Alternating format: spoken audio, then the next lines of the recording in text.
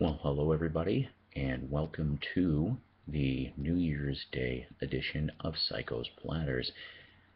Goodbye 2013, hello 2014. Hopefully this coming year will be real good for all of us in our lives. My new motto is a drama-free, less stress new year. That's right. And hopefully everybody out there gets to do the same thing too. And you know what? Hopefully, guys, 2014 will be a really good year for crate digging and garage sailing and dirt mall hunting and flea marketing and all that other stuff. 2013, looking back briefly on it, um, it was better than I expected for the year. Okay, overall, I ended up getting three. That's right, three big scores across the whole year. Um, I um, and one what was the motto of 2013? I got to come up with a new motto for 2014. But the motto of 2013 is, that's right, you always ask, and that still holds true though. Okay, this is kind of funny because one of my friends, viewers, uh, took that to heart, and I'm not going to mention names here. If he wants to, he can do it in his own time. I just want to keep him, anonymous. But he did just that last week. Uh, happened to be at a pawn shop. Asked, boom, comes out with a big, huge box of English import 45s. I'm telling you, I saw him. I was envious. I was envious. It was good stuff. But see, he was listening. You always ask, because if you don't, you're going to miss it if there's something that is going to be amiss. And someone else will get it. I know you can't get everything, but I'm just saying. I know I'm blabbing on and on a little bit here. But like I said, 2013 was a good year as far as for vinyl was concerned. Actually, to tell you the God's honest truth, 2013 was probably the best year at least since 2009, 2010 roughly for vinyl. 2013 was really good for me, so hopefully 2014 will be good as well. Being that the economy still isn't exactly the best, but we'll see. So here's the thing here. I thought I'd do a little bit of a hodgepodge. I do actually have a little bit of new stuff. A little bit. Let's go to that first. Some oddball stuff here, okay? Uh, I went to a Salvation Army down here. Nothing too much fantastic, but I did come up with a promo Kansas 45 song for America, which is cool. Just needs to be cleaned up slightly uh, on Kirshner. I love early Kansas. I do. That stuff just kicks ass. It really does. Album-wise, I came up with. I didn't have this one. I love. This is like one of those southern rock bands. Yes, they were a 2 or 3 hit wonder. They're still together in some form. Atlanta Rhythm Section. That's right. Third Rate Pipe Dream. I didn't have this one. This one is from 1974. That's right. Now, if you don't know the story about the Atlanta Rhythm Section, some of the members formerly were the Candymen. And if you don't know who the Candymen is, that was Roy Orbison's backing band in the early 60s. All right. So you've got a couple members that started out and then they drifted off and went into this. I mean, just really classic stuff. Doraville probably is the big one on here that I can think of.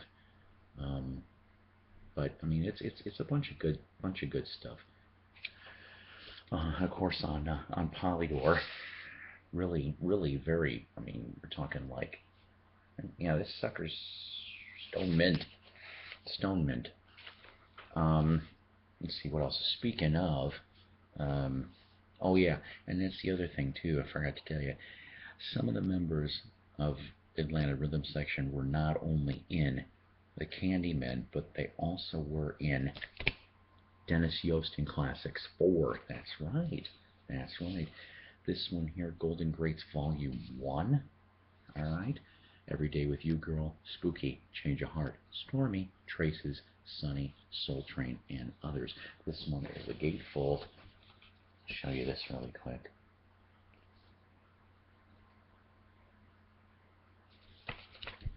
There's the back as well. This one being on Imperial.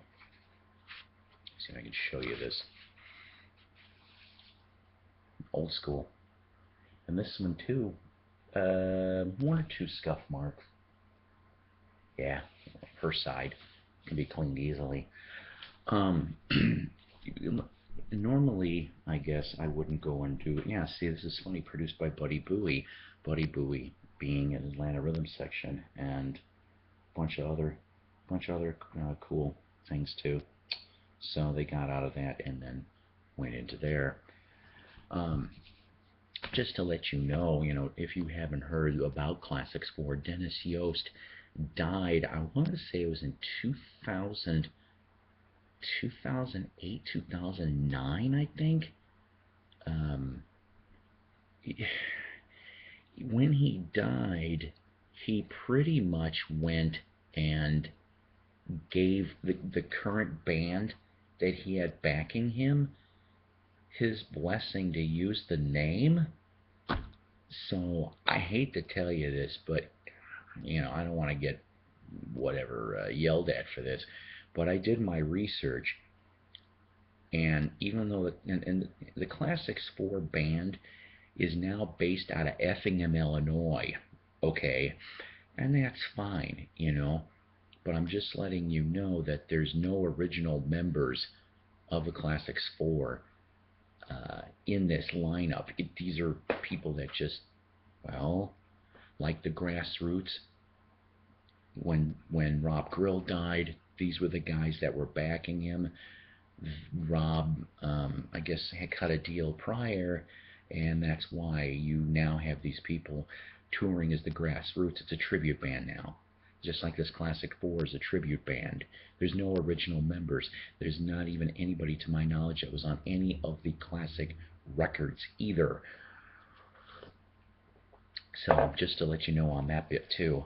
Like I said, I love the music. It's just you gotta stay aware on this stuff. Okay. From 1984, Crocus, The Blitz on Arista. Arista didn't do too much hair metal at the time, okay? At least in 84, of course, the old school Arista on this. From Sweden is what Crocus is from now. Like I said, good stuff. Midnight Maniac off of here, Out of Control. And of course, their cover of Ballroom Blitz from Sweet. Now, Crocus and Black Oak, Arkansas have something in common. Can anybody figure out what Crocus and Black Oak, Arkansas happen to have in common? Anyone? Doug? Ronnie? Trish? One of you guys. Okay, I'll tell you. What it is both bands were managed by Butch Stone.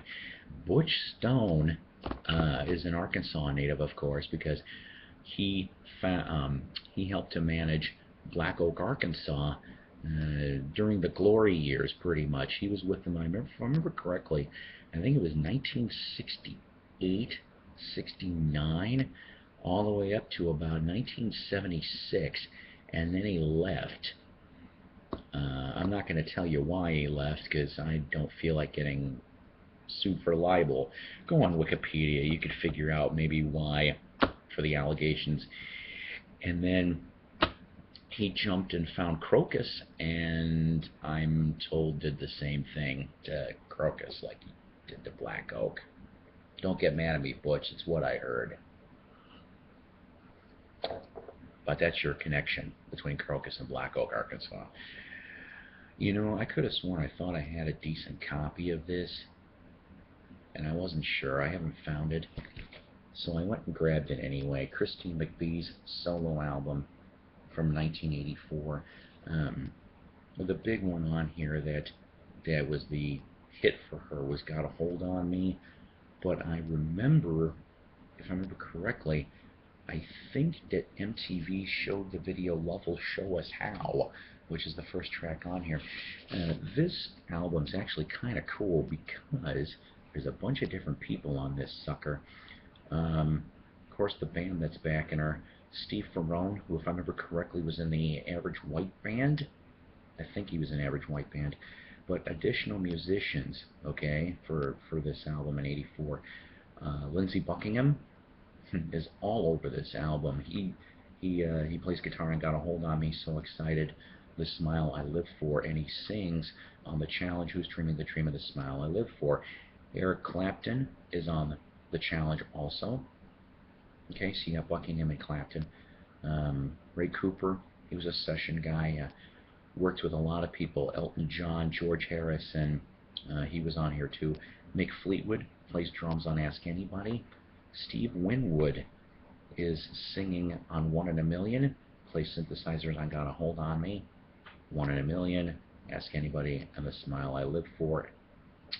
So really kind of cool. So you have all these people in here too. The other thing is, and I could have sworn that I remember reading this somewhere. There was a song that George Harrison did some involvement on this album, but the track never got released. I wish they would kind of put that out if it ever comes back on CD, that they would go off and release that as well. Okay, yeah, sorry about that. Odds and ends. I got two odds and ends, and then I'm going to go into some signed CDs that I recently rediscovered. Okay, because I told you I'd like to show the autographs from time to time. First thing first, on VHS, you know, I still have a video player, go figure. I think they might have cranked this out on DVD, but if they did, I haven't checked it out yet. Judas Priest's Metal Works from 73 to 93, that's right. I am actually very, very happy to find this thing. It basically goes off and says, briefly packed with rare and unseen footage, which includes vintage material from the band's first ever TV appearance in 74 through to their historic performance at the US Festival in front of 300,000 people in '83 and countless larger-than-life American tours, as well as coverage of the controversial Reno suicide court case. Metalworks provides Priest fans with an indispensable, no-holds-barred celebration of 20 years of heavy metal. So, I mean, you know, it's kind of cool. It says here, they also explain about the controversial Stained Class LP, Unleashed in the East, British Steel, Screaming for Vengeance, and Painkiller, through total access to the Priest archives. Feature new interviews, well, new at the time anyway, this is from '93, with the band themselves and major Priest fans, including members of Skid Row, Def Leppard, Pantera, Napalm Death, Deep Purple, Ozzy, and Slayer, among others. 90 minutes of pure Priest pumped up excitement. Can't wait to watch this. Like I said, I got that last week. Now to go from, only I can do this, to go from Judas Priest to The Sound of Music? No, Rob Halford is not going to be in the new Broadway production of The Sound of Music. But wouldn't it be interesting? Think about that. That'd be a little, he's got the voice. Hey, listen, he could have done a better job than Carrie Underwood. I'm sorry, I'm not a big Carrie Underwood fan. So why am I bringing up The Sound of Music? Very simple. This is only musically tied together, and that's the only reason why I'm showing this particular piece. I happen to be at a Salvation Army here in Northwest Arkansas recently. I went through the books, okay? Didn't find too much, except I almost missed this one. Agatha Von Trapp, Memories Before and After The Sound of Music, an autobiography, with illustrations by the author. Now, like I said, Agatha Von Trapp. You had, and it shows on the back cover, I know you can't see because of the glare, there was 7 Von Trapps, if you remember, if you ever saw the movie or saw the album, because I think it shows it on the album cover. This was what I found in it. I found a postcard, and I'm going to read you what the postcard says, because I think this is kind of neat. This was written in Christmas of 2003, and it says, "Dearest Dad, I recently learned that Agatha Von Trapp had been a kindergarten teacher at our church for many years. She is now about 90 years old and just finished her autobiography," which she did in 2003. That's what it says on the inside of the book. "As I know, there is a copy of the Von Trapp Family Singers somewhere in your house. I thought you might like this. Love."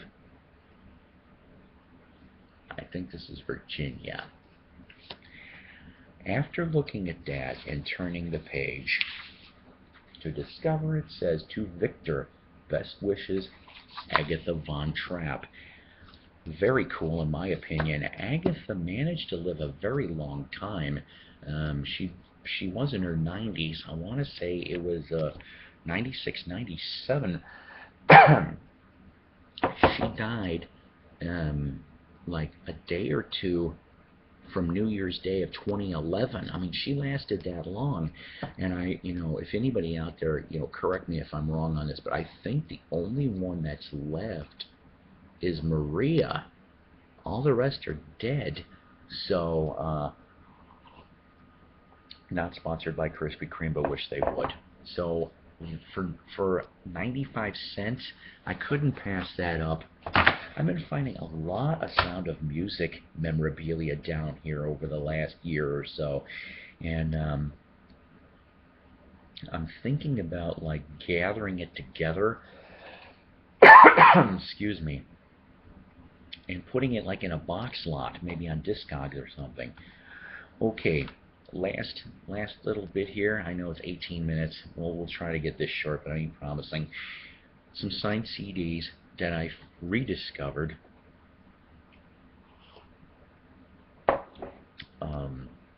I knew I didn't lose them, but I move things around here. Excuse me. Okay. This one I thought was really cool. I think it was in 2009. I went to Cherokee Casino in West Siloam Springs, Oklahoma. Every month they do free concerts. Seriously, it's free. There's no catch. It's a casino. They expect you to gamble, I'm guessing. And you know what? When I do go, and I haven't been there in about a year and a half, because the acts are mostly country, and I'm not into that, unless it's old school. I'll maybe take like 10 or 20 bucks. Get myself a beer and then gamble the rest. But they happen to have the Presidents of the United States of America. Remember that band? They did Lump, Peaches, Kitty. They were selling, I know you can't see because of the glare, forgive me, but they were selling signed CDs, 10 bucks. I'm like, what? I could not pass this up. I like this band. And they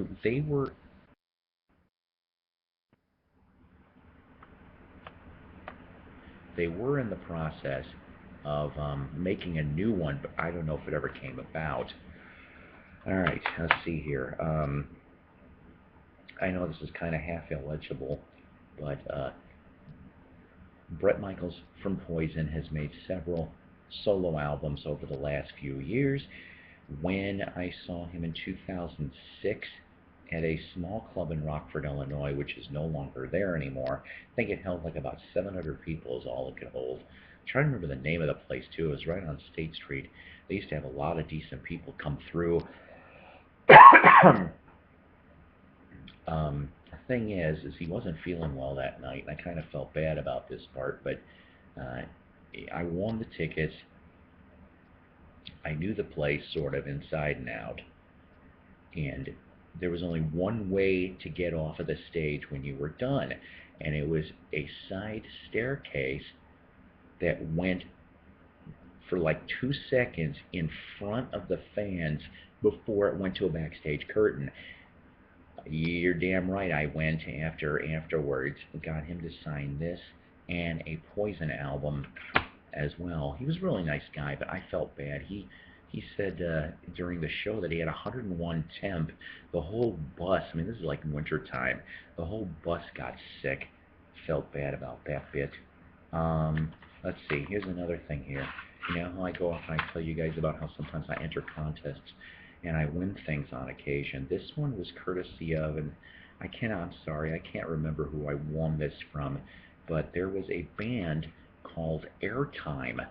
Okay, it was a two-man band, but the major member of it is Rick Emmett from Triumph, and he signed this along with the other guy.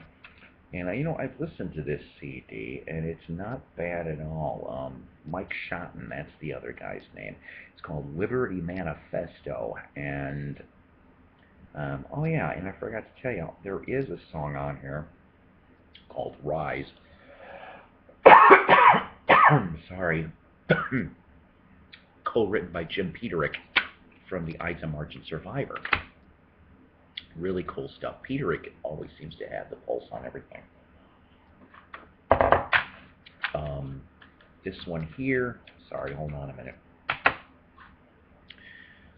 My daughter Kate, my oldest one, it's been a long time since you've seen her, but about it'll be 5 years ago now, it's 2014. 5 years ago,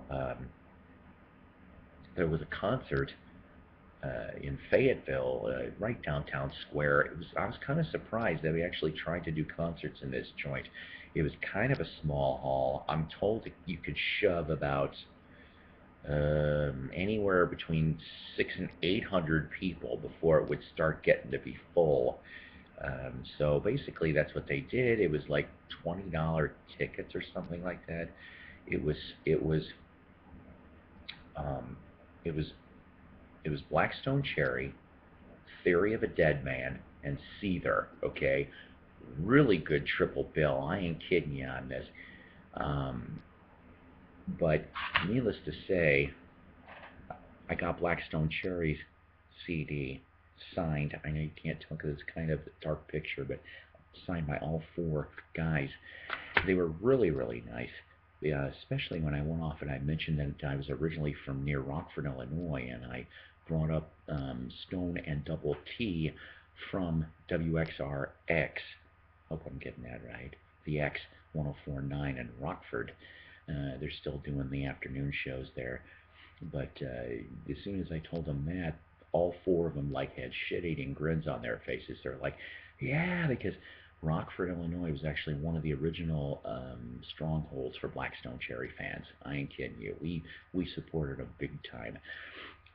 They went and signed. Theory of a Dead Man were really cool. On my Facebook, I've got a picture of Katie and I with Theory of a Dead Man, and then I've got pictures of myself with the members of Blackstone Cherry. Seether was the only one that wasn't going to do meet and greets. Shame on you, Seether. Shame on you. Okay, here's one. This is my last little bit, and then I'll do shout-outs. 2004, that's right. in Rockford, Illinois. They have a beautiful outdoor venue called Davis Park. Okay, I thought I heard they were going to talk about renaming it something else, but at least it was called Davis Park back when I was there. And they had Journey showed up there. I'm a big Journey fan. Yes, yes, yes, yes, yes. So here's the thing. It was kind of funny. After the concert, um, everybody. Okay, let me back up a second. In 2004, okay, you didn't have Arnel Panada. He wasn't there yet. Jeff Scott Soto wasn't there yet. It was Kevin Augury. Kevin Augury got his start in, I want to say it was 2000? Yeah, I want to say 2000. Whenever the Armageddon soundtrack was, because that was the first thing that they broke with. So it was either 2000 or 2001. Journey came back after being gone for a couple years. But it was partially my fault, and you'll see why in a second. So at that time, everybody was a good sport.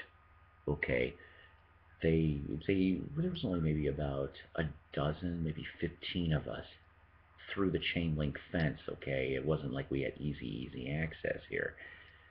So the ones that came out to meet us, okay, because they were real cool, was all Gary, um, Ross Valerie, okay, original bass player, Jonathan Cain, who's been with them since Escape album back in '81, and he used to be with the Babies, okay, and then Dean Castrovano. Dean Castrovano ended up beforehand. He was in Bad English, and I'll bring up why I'm bringing that up in a second. Who was the only one that didn't bother to come out and just went right to the bus? Neil Schon. No surprise there. I've heard things about this man. I don't want to slander him, but I heard he's just not exactly that friendly. I'm just going to leave it at that. It's too bad considering I really would have loved to have, I love his guitar work ever since Santana on. So I ended up getting Trial by Fire signed. Unfortunately, like I said, I felt pretty stupid. Okay, I mean, I did have what was it? Arrival. I think Arrival was the album from '01, '02. But if you remember correctly, it's an all-black cover, so Sharpie wasn't really going to do real good, and I couldn't find any silver Sharpies at the time. So the only thing I can figure out is I do have Steve Augury, and I've got Jonathan Cain's on here too. I know that much. And I think I may have somebody else here as well. So the one thing though that did crack me up though was that I had this. Now, Bad English put out 2 albums. Yeah, you didn't know that, did you? They put out 2 albums. And the first album, Bad English, was the big one. That was the one that sold like lots of copies. And then they put out, I know you can't see this really well because it really is a dark cover, but it shows the Union Jack symbol of the flag, and it's called Backlash, and it was on Epic Records, and it was put out in '91, okay? And the lineup, of course, was still John Waite, Neil Schon, Jonathan Cain, Ricky Phillips, ex-Babies, and soon to be later in Styx, and of course Dean Castrovano. So I know you can't see it, but right there I got Dean to sign it. And he looked at me and he goes, huh.